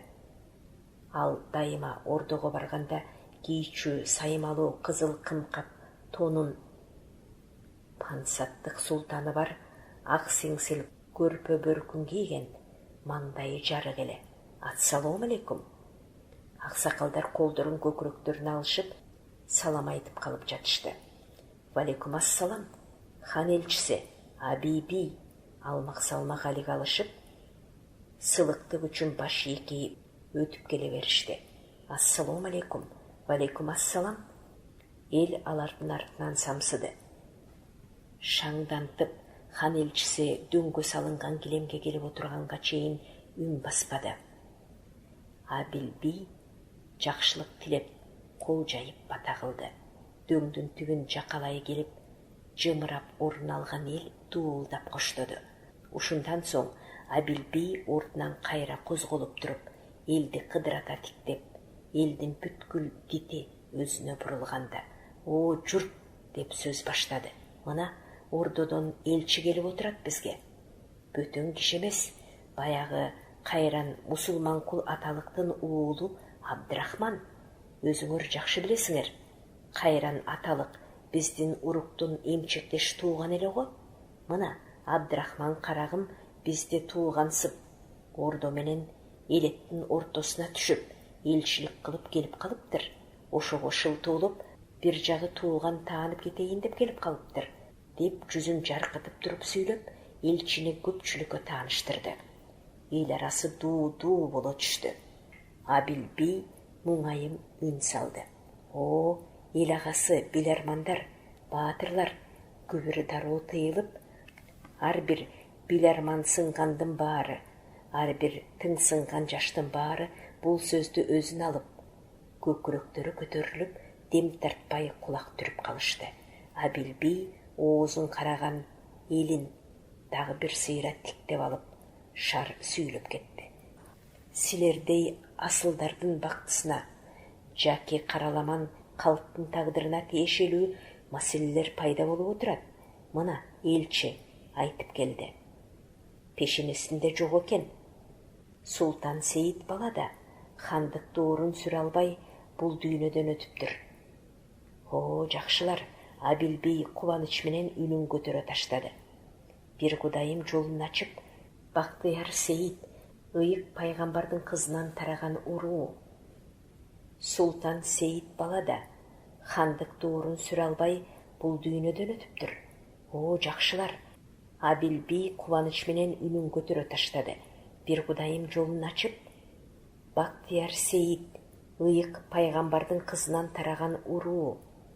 Кудаяр качанкы кеткен ооматы кайра келип, ата арбагы жар болуп, иши агынан тактына кайра миниптир. Эл тым-тырс боло түштү.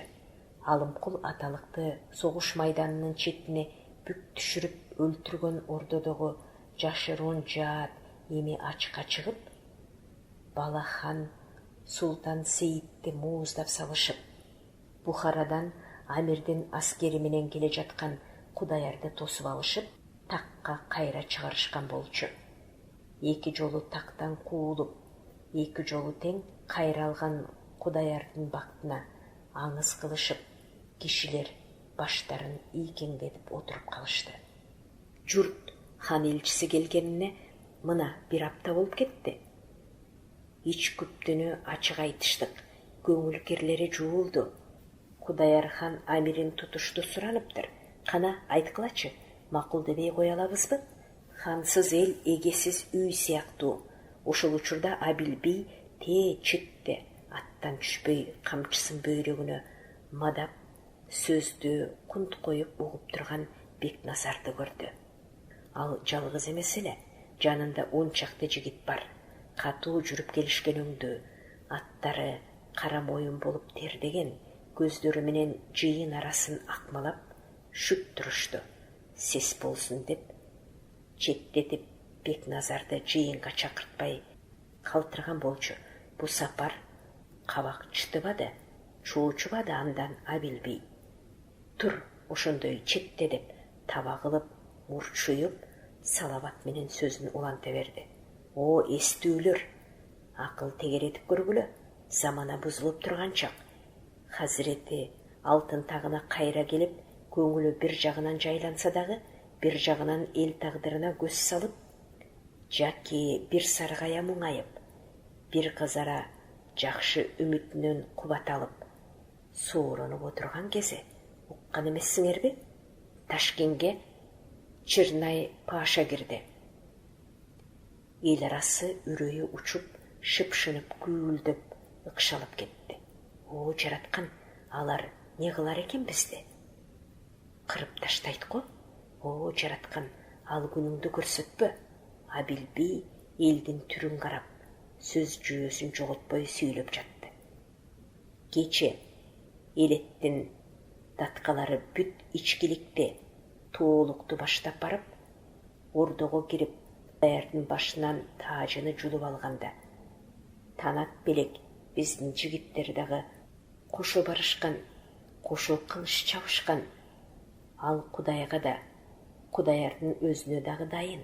Эми карагылачы, элдин биримдик үчүн ошол өктөсүн кечирип, убагында өзүнөн өткөн күнөөйдү да болбой койбогон.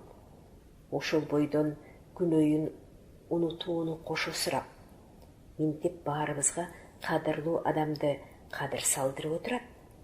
Какайганга какайгын, машаяктын уулу эмес, эңкейгенге эңкейгин, атаңнан калган кул эмес. Сөздүн түгөнөр жери ушул. Ордо биздики. Андай болгон соң, анын алдында тизе бүгүү биздин элчилик, пендечилик парзыбыз, деди Абил бей. Ак сөз деп домбу обдулуп койду. Тезинен ак кагазга кат кылып, элчисин кайтарып, хандын көңүлүн тындырыш керек. Кудаяр хан кокун тактысына келерин келип, элеттен көңүлү тынбай, туш-тушка элчи салып, эски сөөк улантып, күн санап бекемделүү аракетинде эле. Бул ордонун эң зарыл иши болчу. Бирок ордодогу аярлардын муңун кабатында бүтөтүп калсак деген ойлору, үмүттөрү башка болчу. Эгер ордого ушул эле керек боло турган болсо, анда Абил бей мынча топуратып, жыйын чакырып, толгонуп сүйлөп отурмак эмес. Ал элчини алдына ат тартып, тон жаап, көңүлүн чак кылып, амирине ыкыраарлыктын белгиси катарында кыйбат тартуу жиберип, бат эле өзү билип жөнөтүп салмак. Бул жерде ордого ачык таштап чечмейинче болбой турган чалкеш маселе бар болчу. О, панса түкөм, о, жакшылар, бир соболго жол барбы? Эл үн чыккан жака дуу эте карап калышты. Элдин орто ченинен бир адамдын малакайы көрүндү. Теңирберди таягына сүйөнүп, билармандар жакты калтылдап тиктеп турат. Бул көтөрөм чал эмнени айтаар экен? Буга жыйында эмне бар? Баласынын азасын күтүнүп, үйүндө тынч жатсачы. Эл тым-тырс болду. Теңирберди жөтөлүп алды. Элчи келиптир дегенди угуп, өзүм эле башым ооп келип калдым. О, жарыктык, сөзүңүз угулбайт. Бери жакын келип айтыңыз, деди Абил бей. Ия, деди кары киркиреп, жанындагылардан бийдин сөзүнүн маанисин угуп алып, аярлап алдыга жылып басты. Чөлдө элем, биртке базыра таруу бар эле, ошону балдарга тесте салдырып жүрдүм эле. Тирлик да, жан сактоонун далалаты да, өлгөнүн артынан өлө албайт экенсиң. Думбу ачуудан карарып кетти. Хайныган чал, деди ал. Мында сенин тарууңдун маселеси чечилип жатабы? Хайныган чал. Теңирбердинин кулагы муну угуп, ал Думбуну кызыл көзү менен томсоруп бир тиктеп алды. Карынын алмагактай бырыштуу, сөлсүз бети ансыз кубара түштү. Менин сөзүм кыска, деп кары чыйралып алган көттү. Бийлер, Кудаяр көрбөй жүргөн Кудаяр беле? Өзү элетте туулуп, элетте чоңойгон бала. Бактысыбы, шорубу 2 жолу хан болду эле. Мына эми 3-чү жолу Кудайым муратына жеткирип салыптыр. Кут болсундан башка кааларыбыз барбы? Кут болсун. Кудаяр болуп жүрүп, айткылачы, не бейиш көрсөттү эле ушул элге? Ой, тилиңди тарта кебур, деп Думбу ордунан тура калды. Эл толкуп, шамал термелген дарактын башындай толкуп күңгүрөп кетти. Ой, Думбу, деди Теңирберди сөөмөйүн сая көрсөтүп карыды. Мен алжысам карыдым, а сен карыбай алжыпсың, Думбу. Бу жер жыйын, ордодон киши келип отурат. Ушундай учурда тил тартабы? Думбу сынып калды. Абил, атаң карашпый, Кудай бейишин берсин. Кайран агабыз жакшы адам эле. Мына сен дагы жаман болгон жоксуң. Атадан арта туулбасаң, ким туулбадың? Айтчы, жарыгым, бу Кудаяр амирин туткан элге не жакшылык убада кылыптыр? Бул ак суроо эле.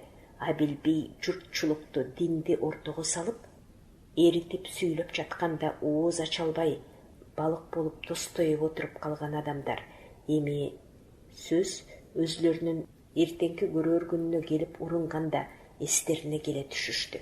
Ия, чын эле эмне жакшылык кылам дептир. Акылдуу карынын суроосу жыйындын түрүн өзгөртүп жиберди. Ак суроо айтсын элчиси. Баягы кыпчактарга көрсөткөн бейишидир. Ачык айтсын элчи. Ушул жерде Абдрахман Абдабачы ордунан турду. Элинин кыйкырыгы дароо тыйылып, бүт жыйын анын оозун карап калды. Элчи баягүнкү Абил бейдин өргөсүнө киргендей жупун эле. Андагыдай көздөрү кооптонуп, чимирилип, кыбыр эткен кыймылды кармабай, көңүлү жай сыяктуу. Бүркүт кабактын алдынан өткүр көздөр жыйынды бийиктен имериктиктеп, сыр тартып турду. Туугандарым, деп баштады бийик сүйлөп элчи. Туугандарым, мына бий агабыз ачык айтты. Хан менен бул элеттин ортосунда өкүнүчтүү болмуштардын бар экени бар. Жок деген болсок, биз атарытып мында келбеген болор элек да, туугандарым. Анын баары өткөн иш. Айыккан жара, азыр аларды жаңыртып отуруу мамлекеттин бирдигине сыян. Абгөрөкчө айык элек жара болгон күндө да аны жамыга таандык иштин кадыры үчүн көптөп дарылап, калуусуз кылып айыктырып койсо болобу? Болот, туугандарым, болот. Ал үчүн боюн алга, кичине эңилте, башын бир жагына биртке кыңайта, көзүн балбылдатып, жагымдуу коңур үн салып, мал тилегендей муңайым сүйлөп жатты. Ойлонуп көргүлө, о, акылы жетик карылар. Ойлонуп көргүлө, силер да, о, каны кызуу уландар. Мамлекет түгүл, бир үй бүлөнүн ортосунда да кермур кеп өтүшөт го. Аны бүлөө башчысы акырын териштирип, ар кимисинин көнөйүнө жараша тигиндей бол, мындай бол деп калыстык айтып тыйып кое алат.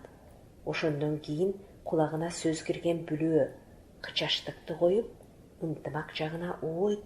А эгер бүлөө башчысы калыс сүйлөө ордуна бирине жан тартып, бирине акарат кылса, анда не болот, туугандарым?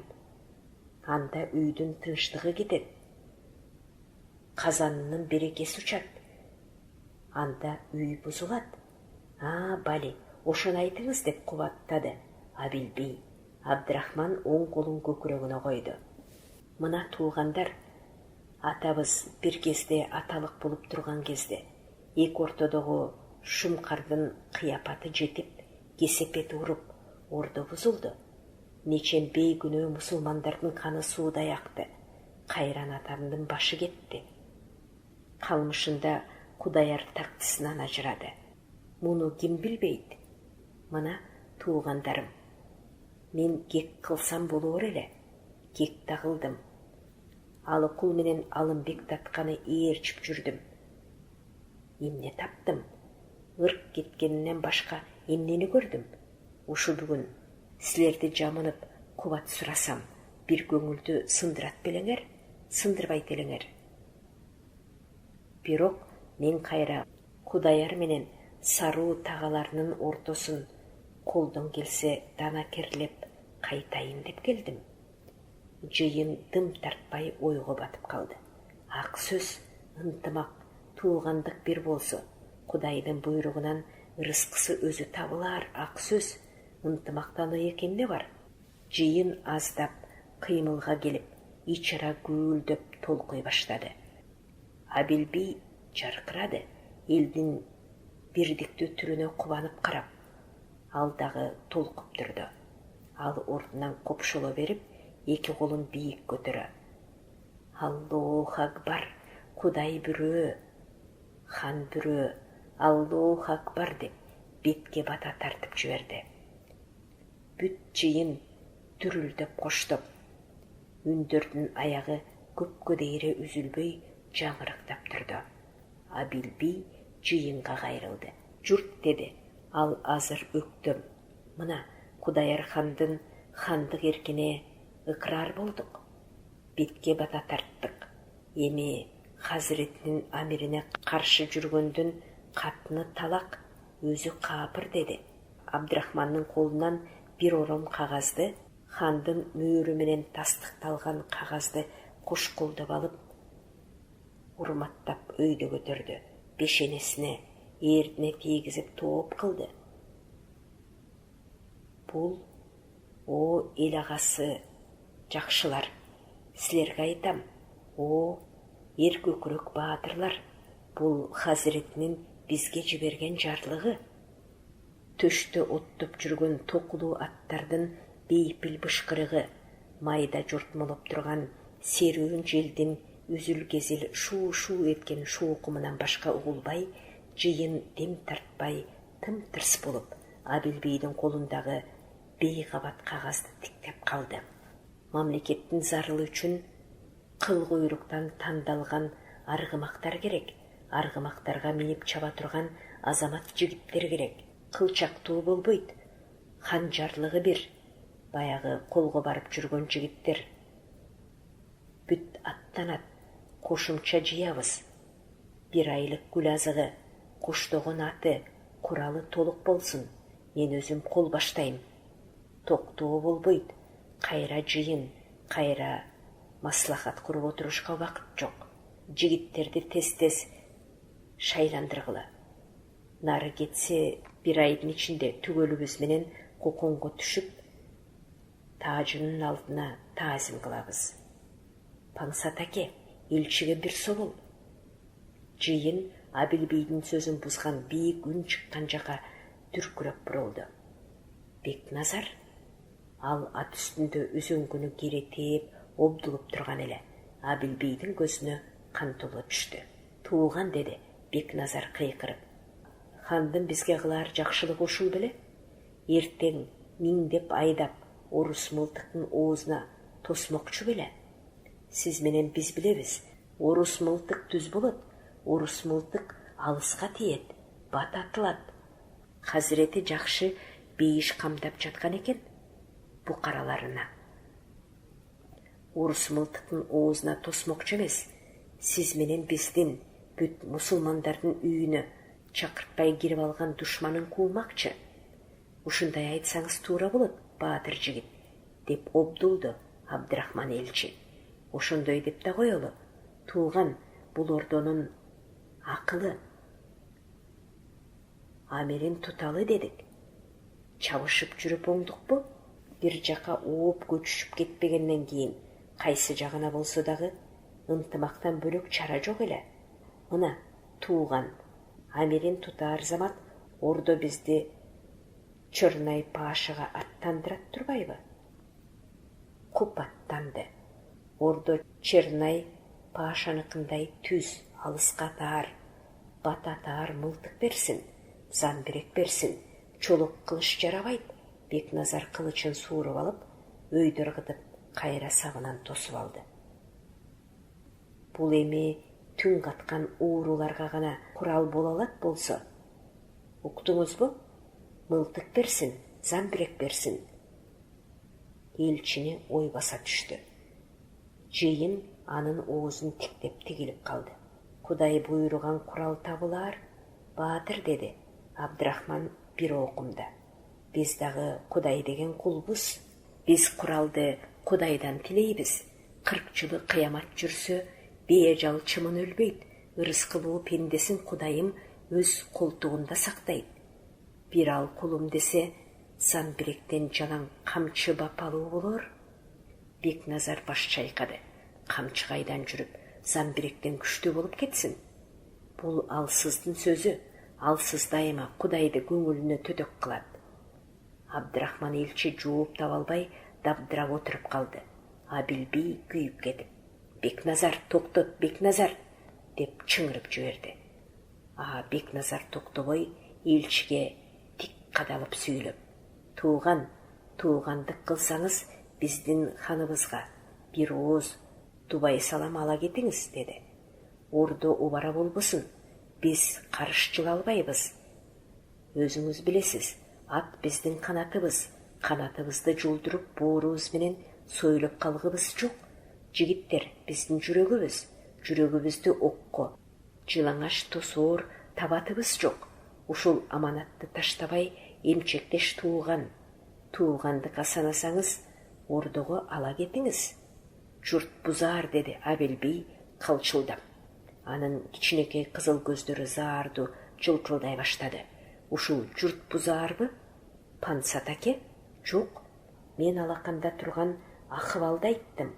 Бөөдө өлүмдөн жигиттердин башын арачаладым. Болуптур.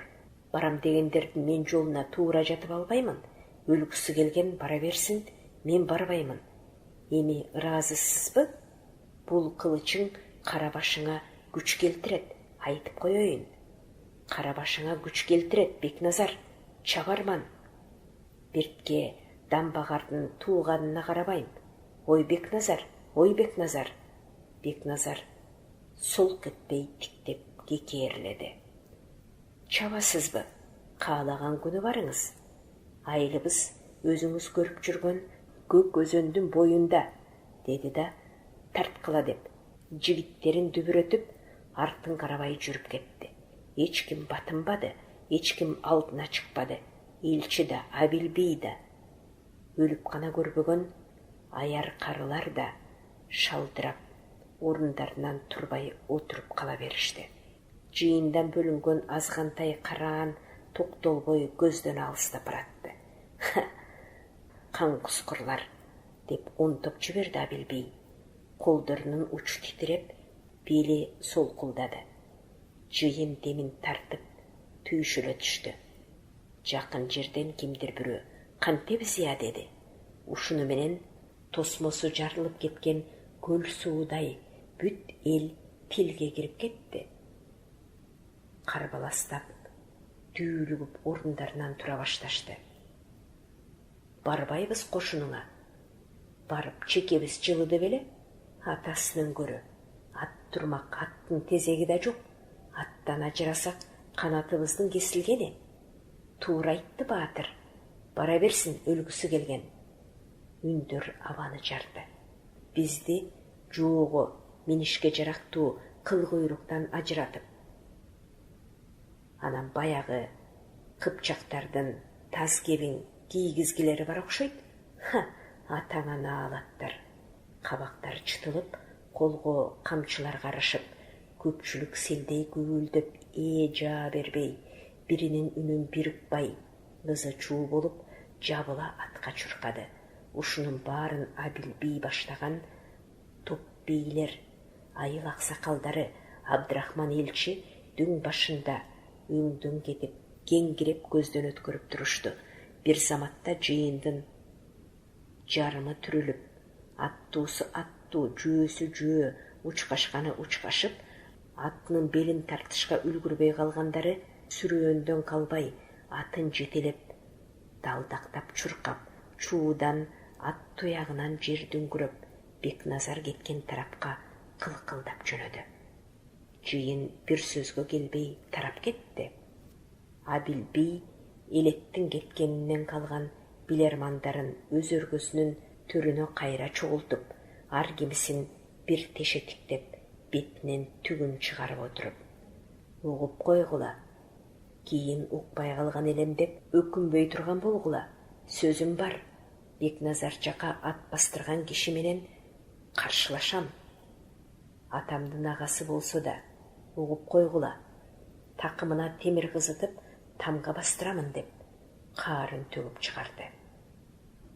Аксакалдар бүжүрөп өзүлөрү аттанышты.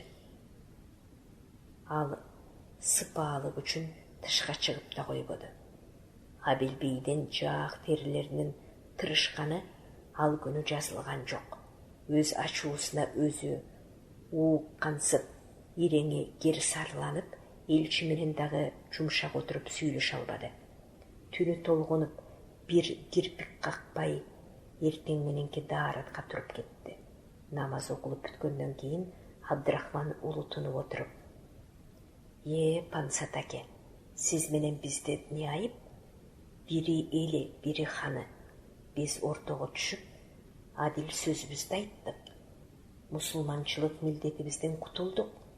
Эки дүйнө жүзүбүз жарык. Калганын өзлөрү билишсин деди. Сабырсыз. Абдрахман, деди Абил бий өрттөнүп.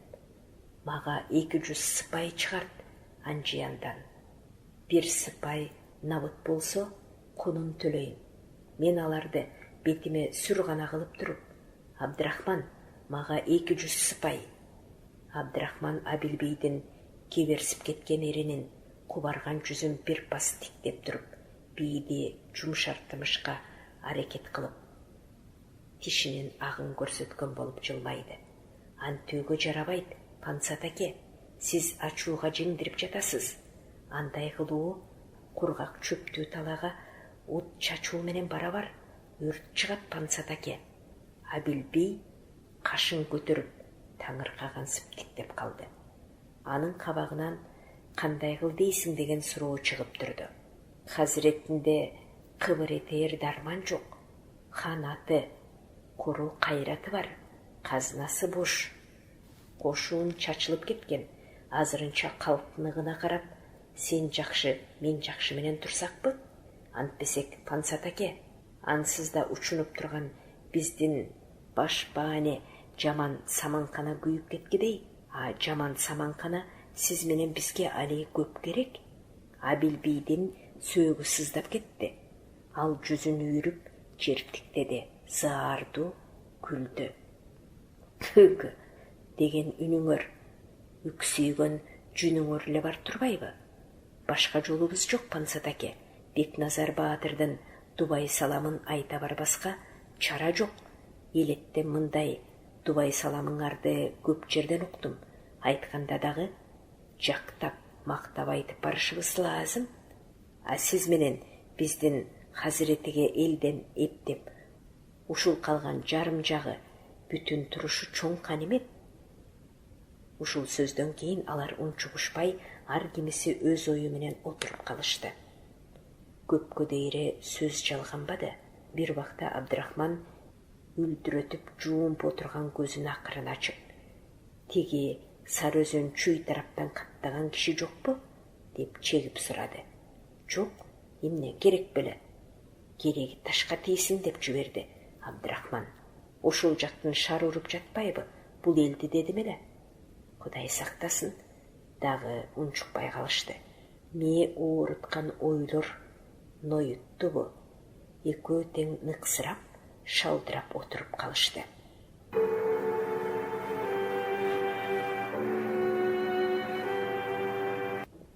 Сиздер белгилүү кыргыз эл жазуучусу Төлөгөн Касымбековдун Сынган кылыч тарыхый романынын Хан Ордо бөлүмүн угуп жатасыздар. Бул чыгарылыш чыгарманын 1-бөлүмү болду. Окуган Кипариса Сурахманова. Чыгарманын уландысы кийинки чыгарылыштарда.